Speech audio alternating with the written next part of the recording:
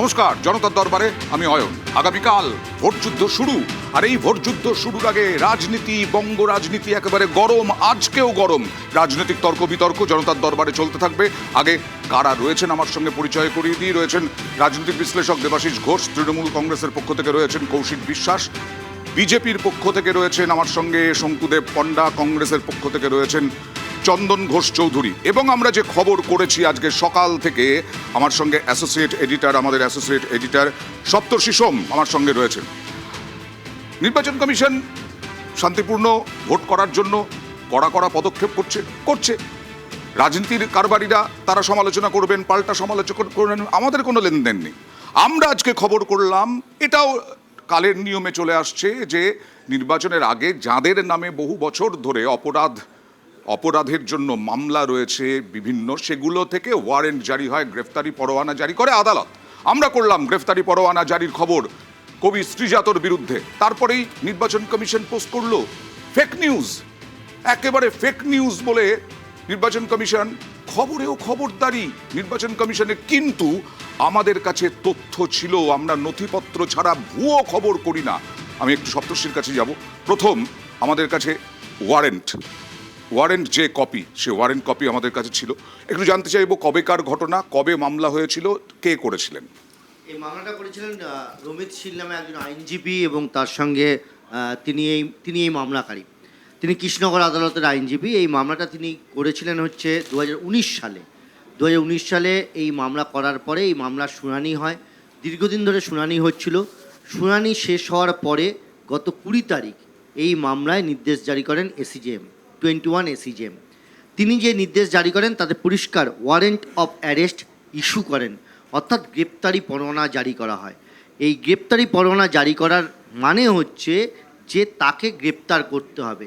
যে কোনো সময় যে কোনো মামলায় যখন গ্রেপ্তারি পরোয়ানা জারি হয়, সেই গ্রেপ্তারি পরোয়ানা কবে এক্সিকিউট করা হবে বা কবে কার্যকর করা হবে এটা নির্ভর করে পুলিশের উপর বা আদালতের উপর। কিন্তু এক্ষেত্রে গুরুত্বপূর্ণ, নির্বাচনের বিধি বা কমিশনের বিধি রয়েছে একদম পরিষ্কার, যে নির্বাচন ঘোষণা হওয়ার পর নির্বাচনের আগের দিন বা তার আগের দিন 48 ঘন্টা 72 ঘন্টা আগে যত গ্রেপ্তারি পরোয়ানা থাকবে তাকে গ্রেপ্তার করতেই হবে। এটা বাধ্যতামূলক। সেই জায়গা থেকে আমরা খবর করেছি, আমাদের কাছে ওয়ারেন্ট রয়েছে যে এই গ্রেপ্তারি পরোয়ানা জারি হয়েছে। কিন্তু যদিও কমিশন তো অন্য কথা বলেছিল, তার পরিপ্রেক্ষিতেই আমরা এই তথ্য তুলে ধরছি যে আমাদের কাছে প্রমাণ রয়েছে এই ওয়ারেন্ট অফ অ্যারেস্ট আপনারা দেখছেন। এরপরে আবার বলছি, তারপরেও ফেক নিউজ, খবরদারি কমিশনের ফেক নিউজ পোস্ট হলো ইলেকশন কমিশনের পক্ষ থেকে। তারপরেও আমি একটু সপ্তর্ষির কাছে আসার আগে আমি কৌশিক বাবুর কাছে যাব। কৌশিক বাবু, আপনারা এই যে বললেন সপ্তর্ষি যে মাস্ট, এটা গ্রেফতারি পরোয়ানা জারি, গ্রেফতার করতে হবে, এটা একদম নির্বাচন কমিশনের সংবিধানেই আছে। তাহলে আপনারা বলছেন কেন যে হঠাৎ করে এই ভোটের আগে কবি শ্রীজাতকে জেলে পোড়ার চেষ্টা? দেখুন, 2019 সালের মামলার তাদের আদেশনামা বেরোলো 2026 সালে, এবং কনটেক্সট অফ দি ক্রাইম যদি কোনো কিছুকে বলে থাকেন তাহলে আপনারা দেখুন, এই যে আমরা প্রথম থেকে বলছি যে বিজেপি ক্ষমতায় আসলে সারা পশ্চিমবঙ্গের সাংস্কৃতিক কণ্ঠরোধ হবে, যেটা তারা কেন্দ্রীয় সরকার হিসেবে দিল্লিতে এসে সারা ভারতবর্ষের উপর করার চেষ্টা করছে। এবং দেখুন, আমি একটু অন্যরকমভাবে আপনার প্রশ্নটার উত্তর দিচ্ছি। 1933 থেকে 1939 সাল পর্যন্ত হিটলার কিন্তু কোনো ইহুদিকে মারেনি, ও বেছে বেছে ওর বিরোধী বুদ্ধিজীবীদের মারছিল। It is such a strange Hitler's history rerun. আজকে আমরা বুঝতেই পারছেন, আজকে আমরা যদি রুখে না দাঁড়াই, কি ভয়ঙ্কর দিন আমাদের জন্য আগামী দিনে অপেক্ষা করছে। আমি শঙ্কুদেব পণ্ডার কাছে আসবো। হিটলারের সঙ্গে তুলনা হলো, বিজেপি নির্বাচন কমিশনকে চালাচ্ছে, এর আগে সমালোচনা হয়েছে, আক্রমণ হয়েছে, এবার হিটলারের সঙ্গে তুলনা। প্রথম কথা হচ্ছে, আমি বলবো যে একটা সাবজুডিস ম্যাটার রয়েছে, বিচারাধীন বিষয়ে আমাদের কোনো বলার কিছু নেই, বক্তব্যও নেই। কিন্তু আমি দুটো প্রসঙ্গ আজকে অবতারণা করতে চাই। আমি মনে করি এই পুরো প্ল্যানটা আইপ্যাকের এবং তৃণমূল কংগ্রেসের করা একটা মামলা হয়েছিল 2019 IPAC সাল তো ছুটিতে। আমরা শেষ করে দিই সব আপনার কাছে ছুটি ছুটি ছুটি নেব লুটি ওসব অন্য জায়গায় ইন্দ্রের মতো ওরা সব কাজ করে যাচ্ছে আচ্ছা, আপনি কৌশিক বাবুরা ভালো আপনি অনেক বলতে কম পারবেন, জানেন হ্যাঁ। শুনুন না আচ্ছা। এসব আপনি তৃণমূলটা করুন তবে জানবেন আচ্ছা। আমার বক্তব্য করেন নাকি না না যাক আমি বিষয়ে আসি আমার বক্তব্য একটু হচ্ছে বিষয়ে না- বিষয়টা বলে বিষয়টা দিই। আসুন, হ্যাঁ। আমার বিষয় হচ্ছে খুব মন দিয়ে আপনি লক্ষ্য করবেন যে কেন এটাকে প্ল্যান বলে মনে করছি আমরা বা সরাসরি বলছি তার কারণ 2019 সালে একটা মামলা হয়েছে সপ্তশিদার মতো পুলিশ পিটের এত ভালো রিপোর্টার উনি জানবেন মামলা হওয়ার পর এই পুরো মামলাটা নজরদারিতে চলে গেছে তখন রাজ্য পুলিশের হাতে রাজ্য প্রশাসনের হাতে তারা তদন্ত করেছেন কোর্টের নির্দেশে রিপোর্ট দিয়েছেন সেই রিপোর্টের উপর ভিত্তি করে আদালত একটা নির্দেশ দিয়েছে এবং 19 সাল থেকে এই মামলাটা বাঁচিয়ে রাখা হয়েছে আচ্ছা। যাতে 26 সালে নির্বাচনের আগে এমন পরিস্থিতি করতে তৈরি করা যায় 19 সাল থেকে বাঁচিয়ে রাখা হয়েছে? হ্যাঁ, এরকম অনেক মামলা এরকম তৃণমূল করে রেখেছে আচ্ছা। আপনি কি জানেন আমাদের নেতাদের বিরুদ্ধে আকছার মামলা করা আছে এবং এমন সময়টা প্লান্ট করেছে যাতে ওটা নিয়ে রাজনীতি করতে পারে তাই অর্ডার হয়েছে কোর্টে ব্যাস, অটোমেটিক্যালি একদম খুব এখন ওটা সহজ নিয়ে ড্যাং ড্যাং করে নেমে একদম পড়েছেন খুব সহজ এসব বিজেপির করতে। কাছে 19 সাল থেকে আপনারা জমিয়ে দেখুন রেখেছেন প্রথম কথা হচ্ছে এই মামলাটা যিনি করেছেন আপনাদের এখানে যিনি বসে আছেন অ্যাসিস্ট্যান্ট এডিটর উনি নিজেই বললেন Associate editor, অ্যাসোসিয়েট এডিটর ওনার আমাদের সঙ্গে এই মামলার দূর দূর পর্যন্ত কোনো যোগাযোগ আচ্ছা, নেই। পুলিশ কাজ এটা ছিল? হচ্ছে 1 নম্বর এবং পুলিশ যা রিপোর্ট যা ইনভেস্টিগেশনস গুলো দিয়েছিল তার উপর সেটা ভিত্তি করে এটা আপনারা- order হয়েছে, তারা- ঠিক? হ্যাঁ তারা আপনারা রাজ্য দেখুন, পুলিশের পুলিশ investigating কবে- report এর উপর পুলিশ ভিত্তি কবে করে order জমা হয়েছে। দিয়েছিল? বেশ report কে কয়েক দিয়েছে? বছর আগে এরা? বেশ সৃজনবাবুকে কয়েক বছর ফাঁসাচ্ছে আগে, কে? তৃণমূল বেশ কংগ্রেস? কয়েক বছর পুরো আগে বলির একটা আজকে মানে বখরা বানানোর সাংস্কৃতিক চেষ্টা। বাঙালির উপর এই এই অত্যাচার। ধরনের বিশিষ্ট ওকে ওকে সাংস্কৃতিক ওকে নির্বাচনী ওকে বোর্ডে এই আমি চন্দনদার কাছে আসবো বেশ বেশ সাংস্কৃতিক বাঙালির দুটো উপর এই যুক্তি অত্যাচার, একটা হচ্ছে তেইশে নির্বাচনের জানুয়ারি আগে এই পদক্ষেপ নিজের- বেশ বেশ ওকে okay please Shanku okay okay thank you thank you thank you Don't do this. Thank you thank you thank you thank you আচ্ছা দুটো বিষয় একটা হচ্ছে নির্বাচনের আগে এরকম পদক্ষেপ আরেকটা উঠে আসছে কি যে 2019 সাল থেকে বিষয়টা তৃণমূল জমিয়ে রেখেছে 26-এর জন্য ইন্টারেস্টিং ফ্যাক্ট হচ্ছে অয়ন একটা ঘটনা হচ্ছে ঘটনা সপ্তর্ষিবাবু যেটা বললেন সেটা হচ্ছে ঘটনা। এর পরিপ্রেক্ষিতে দাঁড়িয়ে দুটো দল কিন্তু একটি জায়গাতে একটাই ওপিনিয়ন হ্যাঁ। আমি তোমাকে যেটা বলছি নির্বাচন কমিশন যে স্টেটমেন্টটা করেছেন সেই স্টেটমেন্টটা বেসিক্যালি যে স্টেটমেন্টটা যেটা করার মানে আমার বলার উদ্দেশ্যটা হচ্ছে যে এখানে কোনো রকমভাবে এই অ্যারেস্ট ওয়ারেন্টটাকে অ্যাভয়েড করা যাবে না যদি এরকম কোনো আইন থাকে তাহলে খুব স্বাভাবিক অর্থে এই ওয়ারেন্টটাকে অ্যাপ্লাই করবে এটা স্বাভাবিক খুব কিন্তু- স্বাভাবিক।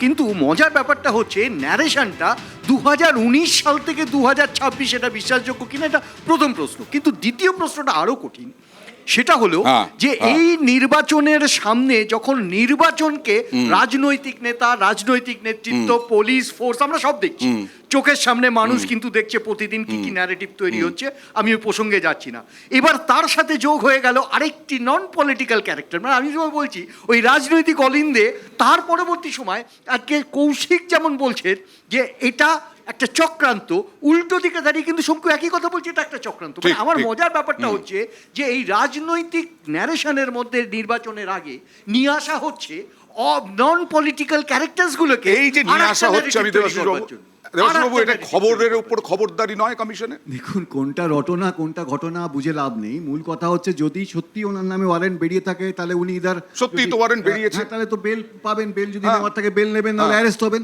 এটা নিয়ে এবং আমরাও রাজনীতি খবরটা করেছি এটা নিয়ে রাজনীতি করার তো কোনো কারণ নেই কারণ উনি যখন অ্যারেস্ট ওয়ারেন্ট বেরোচ্ছে তখন তো বুদ্ধিজীবী পরিচয়টা থাকছে না তখন তো ক্রিমিনাল বোধহয় পরিচয়টা চলে আসে তাহলে আমি এটা নিয়ে রাজনীতি করছি কেন মূল জায়গাটা এখানেই যে আমরা বা আমাদের এই যে বাইনারিটা আমরা ক্রিয়েট করেছি বা আমরা সবাই মিলে ক্রিয়েট করেছি এই ক্রিয়েশনে মানুষের মূল সমস্যাগুলো উড়ে যাচ্ছে এইসব কিছু ইস্যু নিয়ে কথা বলে দুটো দল দুজনের মধ্যে একটা নতুন রাজনীতির আমদানি করছে কেউ মহিলা বিল নিয়ে করতে শুরু করছে কেউ আজকে এটা নিয়ে করতে শুরু করছে আসল মূল উদ্দেশ্য থেকে এরা সরে গেছে মানে আমার যদি কেউ অ্যারেস্ট Okay. কোর্ট যদি দিয়ে থাকে অ্যারেস্ট করে থাকে অসুবিধা কোথায় না কিন্তু কথা বলার নির্বাচন কি আছে? কমিশন ফেক নিউজ জানিয়ে দিল তারপরেও আমরা ওয়ারেন্ট দেখুন, আমাদের কাছে ছিল দেখুন, সপ্তর্ষি EC এছাড়াও কেস দেখুন, স্ট্যাটাস আমাদের কাছে যেভাবে আছে কাজ করছে আমি আসবো আমি বলছি হ্যাঁ। ইসি যেভাবে কাজ করছে দৃষ্টিহীন মানুষেরও তো লজ্জা পাওয়ার কথা মানে আর আপনি মানে কি বলবেন? দৃষ্টিহীন মানুষের লজ্জা পাওয়ার কথা আপনি বললেন আমি আসবো কেস স্ট্যাটাস সেই কেস স্ট্যাটাসে কি আছে একটা ছোট্ট ব্রেক নেব সমস্ত নথিপত্র দেখে সমস্ত কিছু দেখেই আমাদের খবর করা হয় তারপরেও নির্বাচন কমিশন বলে দিল সঙ্গে সঙ্গে ফেক নিউজ সকালেই বলে দিল আরও কি আছে ওয়ারেন্ট তো আছেই ওয়ারেন্ট রিপোর্ট এবং তার সঙ্গে সঙ্গে কেস স্ট্যাটাস সপ্তর্ষির কাছে যাব কেস স্ট্যাটাসে বলতে কি বোঝায় এবং কি থাকে সেখানে? যে কোনো মামলা যখন কোনো আদালতে হয় তার কেস স্ট্যাটাস তৈরি হয়, অর্থাৎ ওয়েবসাইটে, আদালতের ওয়েবসাইট রয়েছে, সেটা সুপ্রিম কোর্ট হোক, হাইকোর্ট হোক বা দেশের যে কোনো লোয়ার কোর্ট হোক, এই কেস স্ট্যাটাস মানে সেখানে একটা নাম্বার দিতে হয়, সেই নাম্বারে দিলে পরে তার ডিটেলসটা আসে। এই কেস ডিটেলসে, কেস স্ট্যাটাসে পরিষ্কার কেসের স্টেজ বলা হয়। আচ্ছা। এই কেস স্টেজে দেখা যাচ্ছে যেটা ওয়ারেন্ট ইস্যু হয়েছে এবং তার সঙ্গে কবে মামলা হয়েছে, তার রেজিস্ট্রেশন নম্বর কি, কে মামলা করেছে, কে অ্যাকিউজড, কে অ্যাপ্লিক্যান্ট, সমস্ত কিছু এর মধ্যে পরিষ্কার পাওয়া যায়। সেই তথ্য আমাদের কাছে রয়েছে।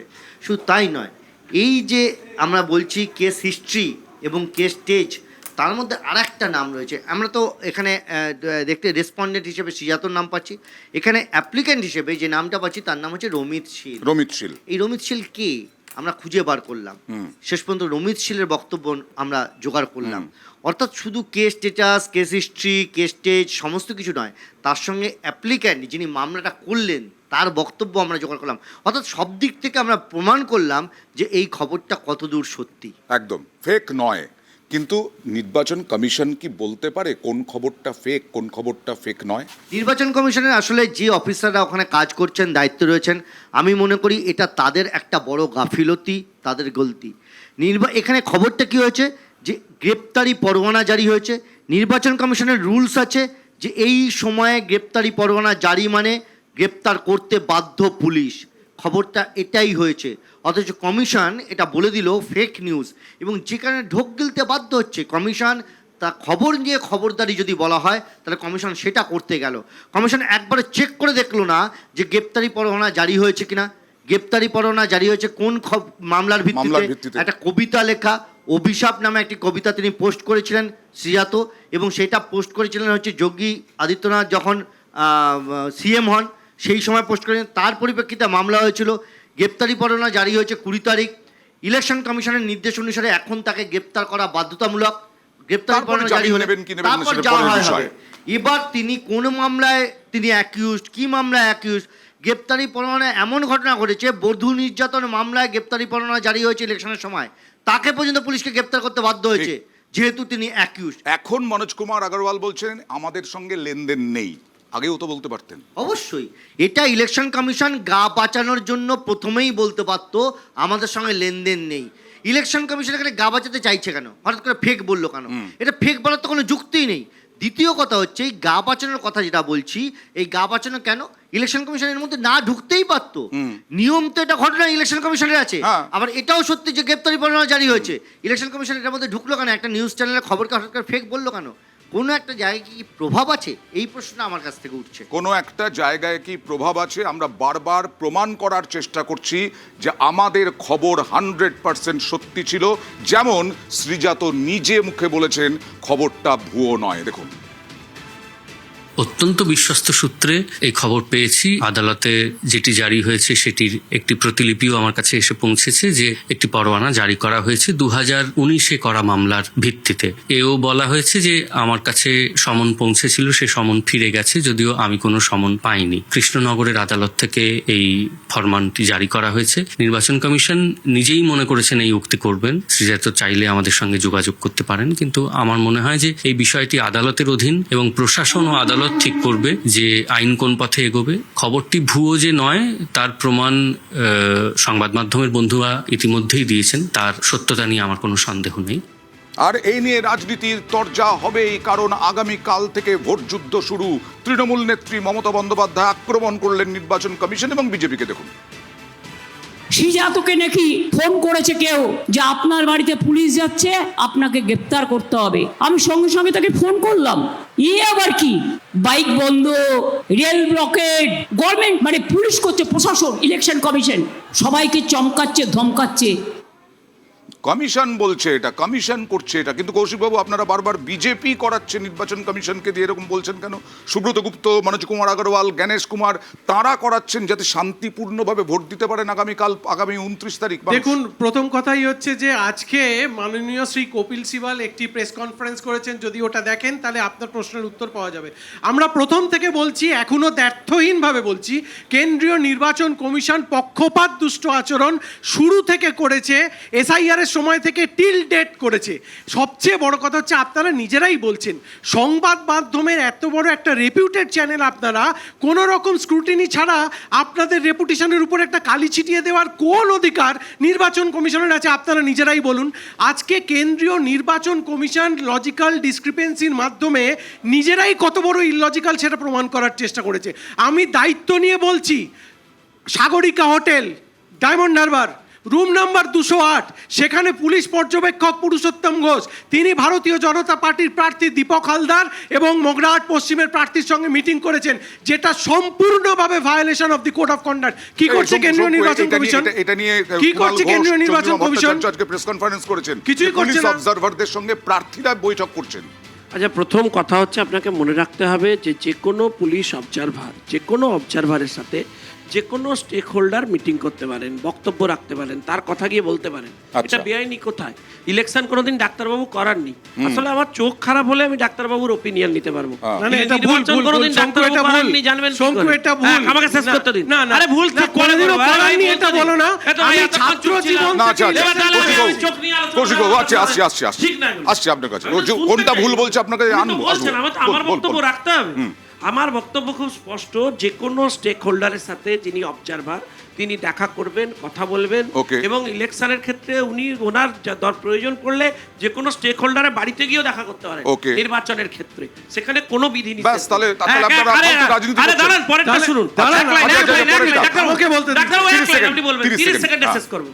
আমার বক্তব্য খুব স্পষ্ট, আমি আবারও বলছি, আমি ইলেকশন কমিশনের তো প্রতিনিধি নই, কিন্তু আমি একটা কথা আপনাদের বলতে চাই, আবারও বলবো, এটা তৃণমূল কংগ্রেসের একটা সাজানো ট্র্যাপ, এবং সেই ট্র্যাপ ওনারা তৈরি করেছেন যাতে দক্ষিণের যে নির্বাচন, সেই নির্বাচনে তৃণমূল বিরোধী হচ্ছে যে ভোট বুদ্ধিজীবীদের, সেই ভোটকে করা যায়, তার জন্য এটা পুরো চক্রান্ত, পুলিশের মামলা।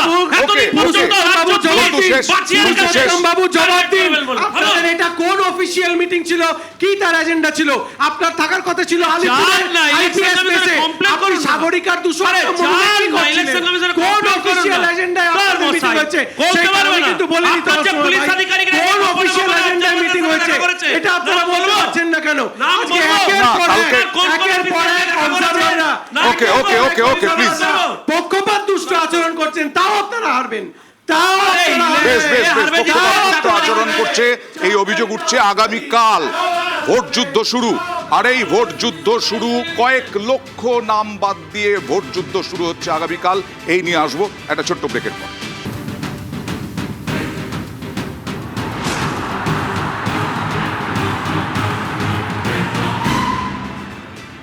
এই ভোট নজিরবিহীনভাবে হচ্ছে বিভিন্ন ক্ষেত্রে, এবং আগামীকাল ভোট যুদ্ধ শুরু, কয়েক লক্ষ মানুষের নাম বাদ।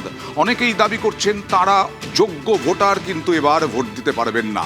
আগামীকাল ভোট যুদ্ধ শুরু, 152টা কেন্দ্রে ভোট হবে, তারপরে 29 এপ্রিল আরও 142টা কেন্দ্রে। কৌশিকবাবু, আপনারা যথেষ্ট চাপে কিনা?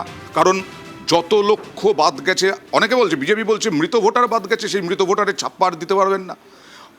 দেখুন, প্রথম কথা হচ্ছে যে আমাদের তৃণমূল কংগ্রেসের সম্পূর্ণ ভরসা বাংলা ও বাঙালির জনগণের উপর আছে। আমরা কোনো রকমই চাপে নেই। আমরা জানি আমরা যা আমাদের গত 5 বছরের কাজের নিরিখে বাংলার মানুষ আবার আমাদের সেবা করার সুযোগ দেবেন, এবং তৎসহযোগে এই যে প্রায় 2.5 লক্ষ কেন্দ্রীয় বাহিনী যাদের আজকে মণিপুরে থাকার কথা ছিল তাদের পশ্চিমবঙ্গে নিয়ে আসা হয়েছে। এই যে 14 জন জেলা শাসক বদলি, 6 জন কেন্দ্রীয় মন্ত্রী, মুখ্য সচিব, স্বরাষ্ট্র সচিব, 140 জন থানার অফিসার বদলি, এটা অঘোষিত রাষ্ট্রপতি শাসন। দেখুন, নির্বাচনের লড়াইটা হয় দুটো রাজনৈতিক দলের মধ্যে। ভারতের ইতিহাসেই প্রথম দেখছে নির্বাচনের লড়াইটা হচ্ছে কেন্দ্রীয় সরকার বনাম তৃণমূল কংগ্রেস। এর জবাব বাংলা ও বাঙালি 23 এবং 29 তারিখে নিশ্চিত করে দেবে। কিরকম লাগছে বাংলার মানুষ হিসেবে তোমার, যে একেবারে কাশ্মীর থেকে বিরাট বিরাট সেই যুদ্ধের মতো কামান চলে আসছে, সাজোয়া গাড়ি চলে আসছে, এ মানুষ কোনোদিন দেখেননি। গ্রামের মানুষ দেখতে ভিড় করছেন ওই সব গাড়ি, কিরকম লাগছে দেখতে? দেখুন, পশ্চিমবাংলার মানুষ তৃণমূল কংগ্রেসের শাসনে এত মৃতদেহ দেখেছে না নির্বাচনকে কেন্দ্র করে, এত হত্যা দেখেছে, এত মানুষের মৃত্যু দেখেছে। বকটুইতে মারামারিতে প্রায় একটা বাচ্চাকে যেভাবে জ্যান্ত পুড়িয়ে মারা হয়েছে, এই সিপিএম আন্দোলন করে একটি বাচ্চাকে নির্বাচনের ঠিক পরে পরে উৎসব পালন করতে গিয়ে তৃণমূল যেভাবে মেরে ফেললো, এই ধরনের ঘটনা দেখতে দেখতে মানুষ ক্লান্ত হয়ে গেছে। তার তুলনায় এইসব দেখে মানুষ একটু আশ্চর্য। তৃণমূল তো বলে মণিপুরের থেকে খারাপ, হাতরাসের থেকে খারাপ, উন্নামের থেকে খারাপ, এইরকম বলে তো তৃণমূল। তৃণমূল কংগ্রেসের হোয়াট ইজ ক্যাম্পেইন পলিসি, আমি তো মাঝে মধ্যে কনফিউজড হয়ে যাই। ডাক্তারবাবু আসলে ডাক্তার তো ভুল করে ফেলেছেন, সেম সাইড গোল। তার কারণ হচ্ছে তৃণমূলই বলে যখন আমরা এসব বলি তখন নাকি আমরা বাংলা মাকে অপমান করছি। যারা বাংলাকে তৃণমূলকে বলছে মণিপুরের থেকে খারাপ, যারা মণিপুরের মতো পরিস্থিতি তৈরি করে দিয়েছে, তাদেরকে আপনি কি বলবেন? আজকে তো তৃণমূল পরিস্থিতি তৈরি করে দিয়েছে রাজ্যে তৃণমূল কংগ্রেস, তাই তো আজকে এই ধরনের অ্যারেঞ্জমেন্ট নিতে হচ্ছে। তৃণমূল দায়ী। এবং এই ধরনের অ্যারেঞ্জমেন্ট এই কারণে করছে ভারতীয় জনতা পার্টি, তারা জানে বাংলার মানুষের সমর্থন তাদের সঙ্গে নেই, তাই জন্য তারা এই ধরনের অ্যারেঞ্জমেন্ট করছে। মণিপুরে যেখানে মহিলাদের উপর এইরকম বিজেপি নিয়ে যাবে ভোট দেওয়ার জন্য। কৌশিক বাবু, যদি মানুষের সমর্থন না থাকে, সাজোয়া গাড়ি করে কি বিজেপি নিয়ে যাচ্ছে? এই যে সাজোয়া গাড়ি আসছে, এই সাজোয়া তাদেরকে আপনি ভয় পাচ্ছেন কেন? এইটাই প্রাপ্য ছিল। যারা স্বাধীনতা এনেছিল ভারতবর্ষের, তাদের কি এইটাই প্রাপ্য ছিল? আজকে আপনার উত্তরপ্রদেশের নির্বাচন, উন্নাও হাতরাসে কি হয়, উত্তরপ্রদেশে কি হয়, তখন তো আপনারা পহেলগাঁও আটকাতে পারেন না, আপনারা পহেলগাঁও আটকাতে পারেন না, আপনারা অনন্তনাগ আটকাতে পারেন না, তারপরে আপনারা সেখানে সাজোয়া গাড়ি পাঠাতে পারেন না, তারপরে আপনারা এখানে সাজোয়া গাড়ি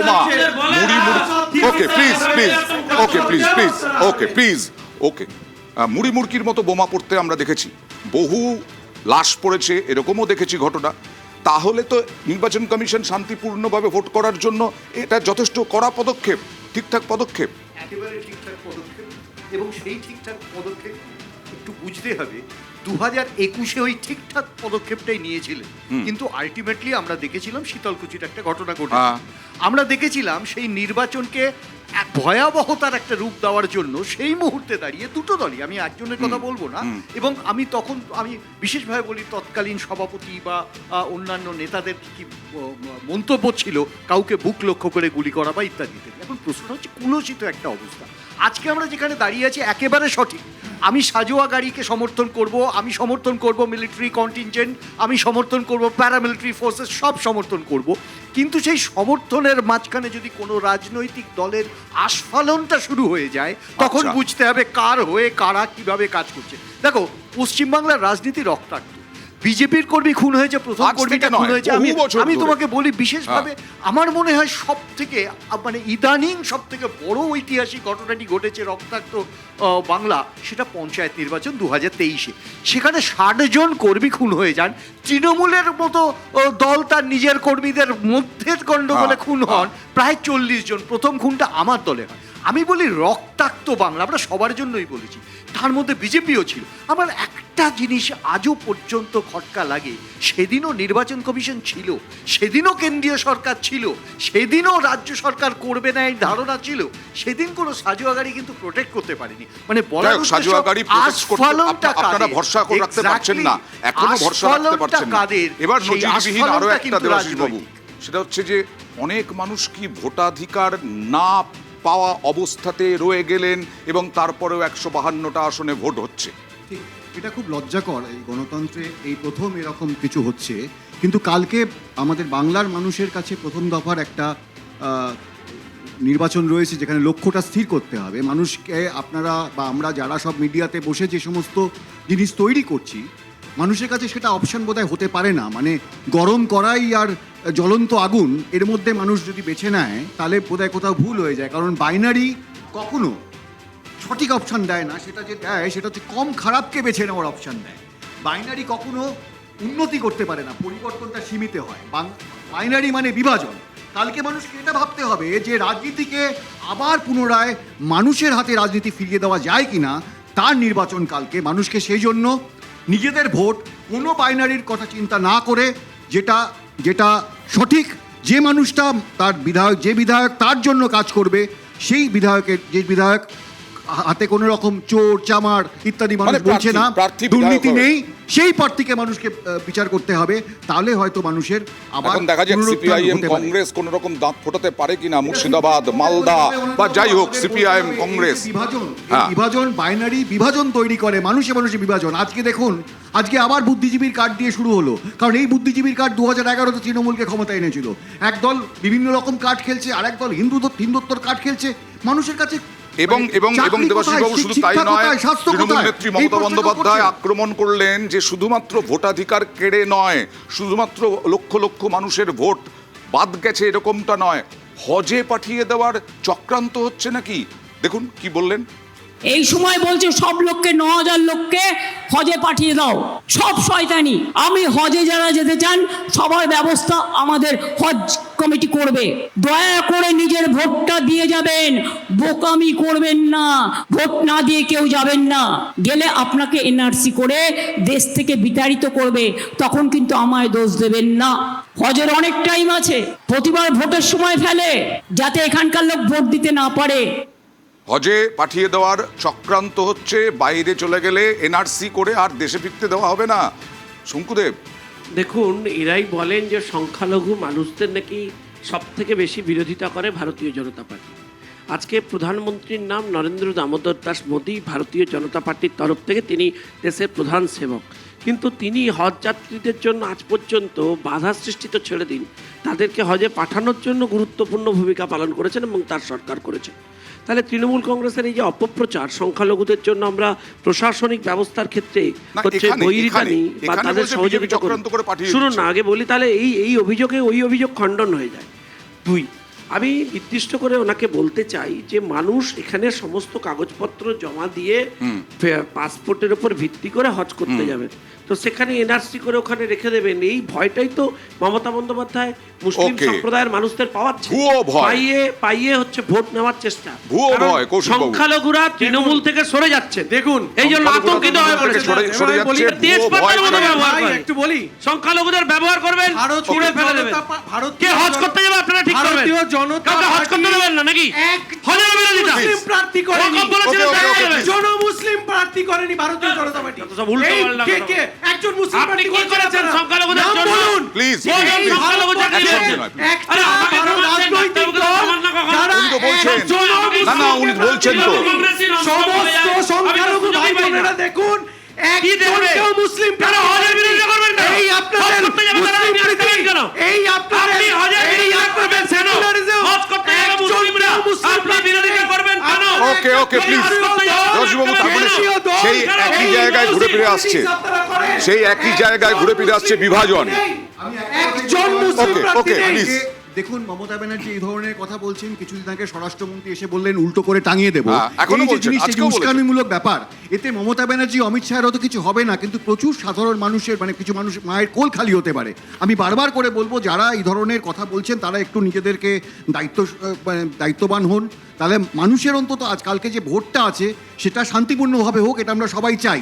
যেই জিতুক, মানুষের জয়টা বেশি জরুরি। মানে মমতা ব্যানার্জি জিতছে না অমিত শাহ জিতছে এটা ইম্পর্টেন্ট নয়, মানুষের জয়টা ইম্পর্টেন্ট। কালকে মানুষকে ডিসাইড করতে হবে যে পশ্চিমবঙ্গকে আবার পুরনো জায়গায় কি করে ফেরানো যায়, পুরনো সংস্কৃতি কি করে ঠিকই, পশ্চিমবঙ্গে ঠিকই, ফিরে আমি আসে, একটা লাইন। এই জায়গায় মানুষকে ঠিক করতে হবে। একটা লাইন নিজেই বলো। তো বাইনারিতে আছে, দেখলেন না এতক্ষণ বললো মমতা ব্যানার্জি, অমিত শাহ নিজেই বাইনারিতে আছে, বাইনারি নিয়ে সবাইকে অভিযোগ করে। না না, মমতা অভিযোগটা না, তো ওই আমি জায়গায়। বলছি যে অমিত শাহ বলুন বা নরেন্দ্র মোদী বলুন, তারা কি বলছেন যে দুর্নীতির বিরুদ্ধে তারা ব্যবস্থা নেবেন।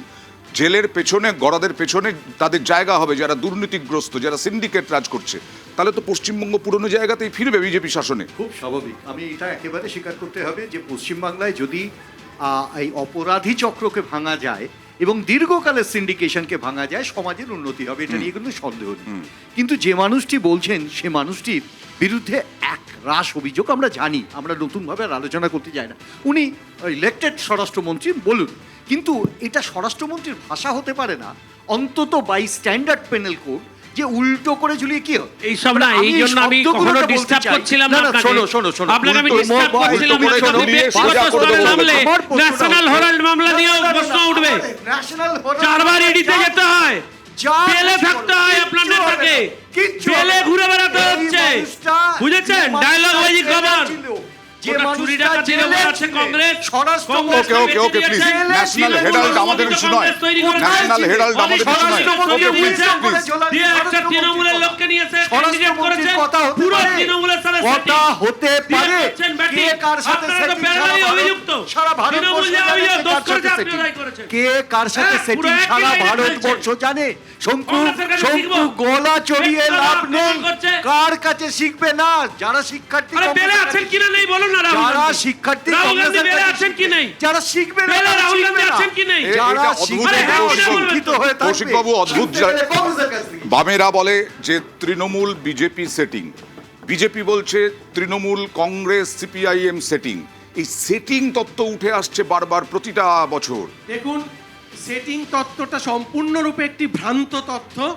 তৃণমূল কংগ্রেস পশ্চিমবঙ্গের মাটিতে একাই লড়েছে, একাই লড়ে, একাই লড়বে। হ্যাঁ, এটা নিশ্চিত করে আমরা বলতে পারি যে ইন্ডিয়া জোট বা ইন্ডি জোট যেটা, সেটা একটি সর্বভারতীয় স্তরে আছে। সেখানে যখন যখন বিজেপি বিরোধিতার প্রয়োজন হয়, যেমন কয়েকদিন আগে দেখেছেন কংগ্রেস সভাপতি মল্লিকার্জুন খার্গেজির ঘরের মিটিংয়ে আমরা গিয়েছিলাম, সেখানে আপনার ঘরে যখন আগুন লাগে তখন পাশের বাড়ির লোকটা আগুন এসে নেভালে তার সঙ্গে আপনার ঝগড়া থাকলেও আপনি সেটা প্রতিবাদ করেন না, কারণ ঘরের আগুনটা নেভাতে হবে। ফলে দেশের Okay, স্বার্থে, বুঝতে পেরেছি। দেশের স্বার্থে আমরা সর্বভারতীয় ক্ষেত্রে ইন্ডি জোটে কখনো কখনো ইস্যু চন্দনদা ভিত্তিক কিছু বলতে সমর্থন চাইছেন? করি, আমি বলছি কিন্তু সর্বভারত- পশ্চিমবঙ্গে আমরা একাই লড়ছি। Okay. পশ্চিমবঙ্গে আমরা একাই কারণ লড়ছি। কংগ্রেসও একাই লড়ছে। প্রতিটা দল হ্যাঁ, কেউ কাউকে হ্যাঁ, কিনে নেয় না, হ্যাঁ, অ্যালায়েন্স মানে প্রত্যেকটা দলের আইডেন্টিটি হ্যাঁ। বজায় রেখে কমন মিনিমাম প্রোগ্রামে যায়।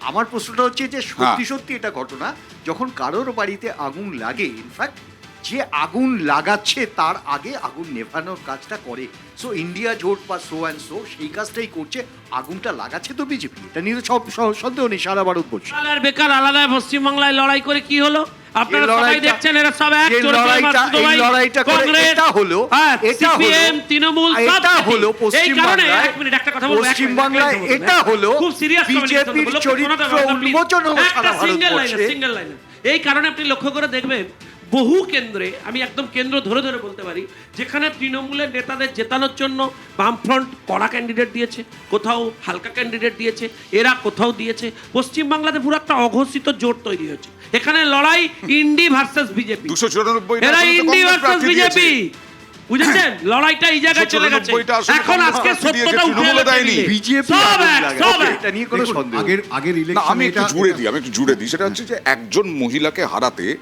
দেখুন বিভিন্ন রাজ্য থেকে মুখ্যমন্ত্রী আসছেন, স্বরাষ্ট্রমন্ত্রী বারবার আসছেন, প্রধানমন্ত্রী আসছেন। আপনি বাইনারির কথা বলছেন, তো এইভাবে তো লড়াই করতে হচ্ছে। না, আমি যে বাইনারির কথা বলছি বয়নবাবু, সেই বাইনারিটা আপনারা সবাই দেখেছেন 2007 সাল থেকে আজ অব্দি সারদা ইস্যু থেকে শুরু করে পার্থ বালু কারো কোনো কিছু হয়নি, অনুব্রতর কিছু হয়নি, ইডির হাত থেকে ফাইল নিয়ে চলে গেছেন, যিনি নিয়ে গেছেন বিকাশবাবু কারো কিছু মামলা হয়নি। লড়ছিলেন তো, বিকাশ ভট্টাচার্য। এই যে আমার কথার মধ্যে আপনি কথা বলছেন, তার মানে কি CPM এই প্রার্থী জায়গাটাই তো বিকাশ মানুষ বুঝতে ভট্টাচার্য পারছে, আমার নতুন করে মামলা কিছু বলার নেই। লড়ছিলেন তো। আজকে মামলায় দেখুন জিতলে ক্রেডিট আপনাদের। Okay, এমএলএ আর setting করে দিলে এমপিদের এটা আজকে হচ্ছে কত binary। পয়সা মাইনে হয় আপনি দেখুন Setting কিভাবে তো তার আপনারা সম্পত্তি করেছেন। বেড়েছে। তাহলে 21শে এই জুলাইয়ের যে রিপোর্ট আজ পর্যন্ত দেবাশিসবাবু শেষ প্রকাশিত করুন। হয়নি। দেবাশিসবাবু শেষ করুন। CPM সেফ আছে due to that reason only. Okay, দেবাশিসবাবু শেষ আপনারা করুন। বডি Please, ফেলে দিয়েছেন শঙ্কু, তৃণমূলের জন্য। দেখুন এই যে তৃণমূলকে জেতানোর আমি জন্য। কোনো ব্যক্তিগত আক্রমণে যাব না, কিন্তু এই যে উনি আজকে না, না, বলছেন, ঠিক আছে, আমি যা বলেছি পলিটিক্যাল বলেছি। Okay, okay, আমি okay. আজকে এই যে কি বলছি, ব্যক্তিগত আক্রমণ বলেছি? এই যে আরএসএস আমি এর কি বলেছি? কে কার সাথে আরএসএস এর যে প্রেম করছে? ডোর, আজকে আরএসএস এর যে সুইং আজকে- ডোর, আজকে জ্বর আরএসএস এর ঠান্ডা যে সুইং সর্দি ডোর, কম আছে একটু। আরএসএস এর যে সুইং ডোর বিজেপি RSS তৃণমূল দিয়ে বিজেপি কথা তৃণমূল বলবেন না, RSS সেই জায়গাতে RSS আপনি একদম ভুলভাল কথা বলছেন। আরএসএস এর সঙ্গে তৃণমূলের কোনো সম্পর্ক নেই। না না, আপনি একদম ভুলভাল কথা বলছেন। সবাই মিলে না, সবাই মিলে না, সবাই মিলে আপনি না। মুখোশটা খুলে কথা বলুন। আপনি বামপন্থী, আমি আপনি সবাই মিলে- CPM কে আসলে বলুন। বাবা, কেন তাহলে আপনি তৃণমূল RSS এর কাজ করে CPM হয়ে যাবে। আপনি তৃণমূল RSS এর কাজ করে CPM কাজ করে তৃণমূলের নাম চললেন কেন কেন? হবে? আপনি তাহলে কেন CPM হবে? পন্থী। কেন? কেন মুখোশ আমি লাগালেন? তৃণমূলের বিরোধিতা করলে CPM মুখোশ কি করে লড়েন? হবো? আপনি RSS এর সঙ্গে তৃণমূলের নাম চললেন। আপনারা এত সংখ্যায় RSS এর সঙ্গে তৃণমূলের নাম শঙ্কুকে বলতে চললেন আপনার কেন? অসুবিধা কোথায় হচ্ছে? আরে আরএসএস এর সঙ্গে তৃণমূলের নাম জুড়লেন কেন? Okay, okay, please. আপনি মুখোশটা মমতা ব্যানার্জিকে তো RSS দুর্গা বলেছিলেন। খুলে নিয়ে লড়ুন মমতা না। ব্যানার্জিকে তো RSS দুর্গা বলেছিলেন। মুখোশটা খুলে লড়ুক না। Okay, okay, আরে please. CPM মুখোশটা খুলে লড়ুক না। আবার শূন্য হবে, আবার শূন্য হবে। কংগ্রেসের হাওয়া কিরকম মনে হচ্ছে, সিপিআইএম এর হাওয়া কিরকম মনে হচ্ছে?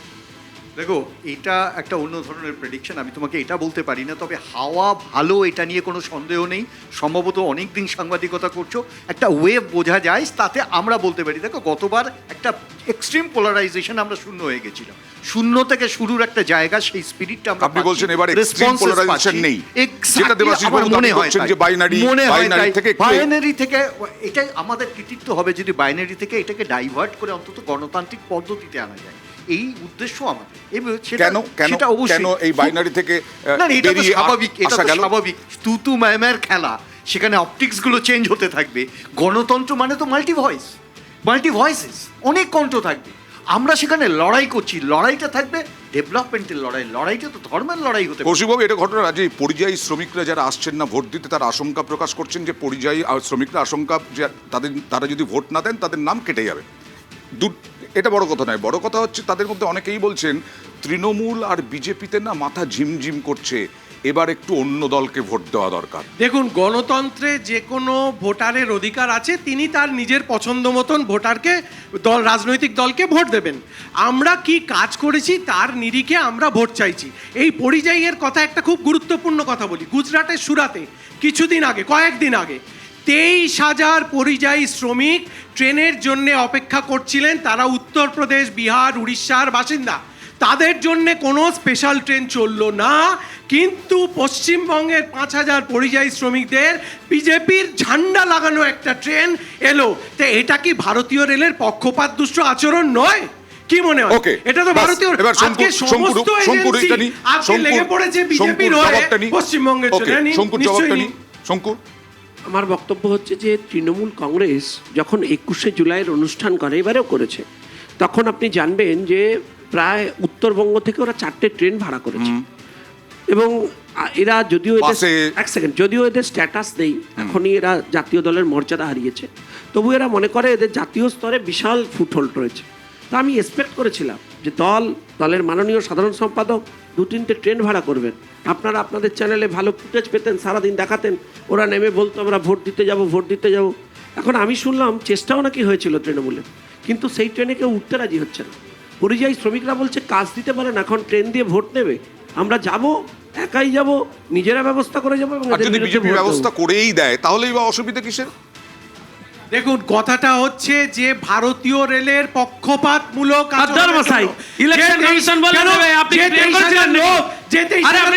উত্তরপ্রদেশ, বিহারে স্পেশাল ট্রেন করছেন। বিহারে তো 7 পাসকে মুখ্যমন্ত্রী করলেন। নীতিশ কুমারের মুখ করলেন বিহারে। কেন ব্যক্তিগত ভাবে বিহারে কার মুখ দেখিয়ে ভোটে জিতেছে? কার মুখ দেখিয়ে ভোটে জিতেছে? কি করবেন সেটা তো প্র্যাকটিস করা বন্ধ করে দেবেন, এটা নয়। 7 পাসকে বিহারে মুখ্যমন্ত্রী করেছে। আমাকে একটা কথা বলুন, ওই 23,000 পরিযায়ী শ্রমিক কি দোষ করেছিল তাদের রাজ্যে? আরে তারা উত্তরপ্রদেশ, বিহারের লোক। ভাই তুমি জানো না তারা উত্তরপ্রদেশ, বিহারের লোক। আরে 30 লক্ষ পরিযায়ী পশ্চিমবঙ্গে আসে কাজ করতে। 30 লক্ষ পরিযায়ী